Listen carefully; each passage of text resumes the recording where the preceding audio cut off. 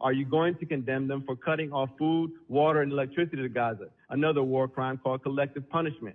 Did it ever cross your mind to condemn Israel when they assassinated Palestinian journalist Shireen Abu Akleh in broad daylight, or when they brutalized the people carrying her coffin peacefully, or when Israeli snipers killed innocent peaceful protesters throughout the March of Return? Did the people in office before you ever consider condemning Israel at any point? Since its inception, when it crammed a country full of people into a 60-mile corner of their own country, creating the largest concentration camp in history, the largest open-air prison in the world? The answer is a resounding no. You never considered it, nor did your ancestors. But unfortunately for you, times have changed. The world is increasingly aware of the crimes of Israel and increasingly aware of the framework of politicians who enable their continued apartheid by resolutions such as these.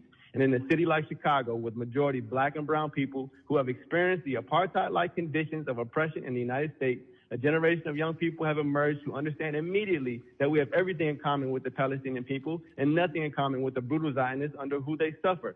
A generation of people who are not surprised when we find out that our politicians, up to our president, spread lies about 40 babies being beheaded in order to rationalize genocide. We're only surprised that they're forced to walk those lies back. But of course, the damage is done. People are still spewing the debunked lies about rape and massacre of babies, even here in this very meeting, when actually there is endless evidence of Israel having killed over 500 babies in the last 48 hours alone, having dropped more bombs in 24 hours than the U.S. dropped on Afghanistan in 1 year. And finally, let it be known that condemning the attack as the actions of some fringe group misses the point of what's going on. The attacks were carried out by a broad coalition of groups from every section of Palestinian society, not just Hamas. That coalition represents a people determined to attain freedom at any cost, and they have arrived at this point in the face of a broad coalition of right-wing Zionists and their supporters like those in the city council who would start a meeting with a prayer calling for their attempts at freedom, a second Holocaust, where are so silent you could hear a rat piss on cotton when innocent, peaceful Palestinians are annihilated day in and day out like the Native Americans of this country.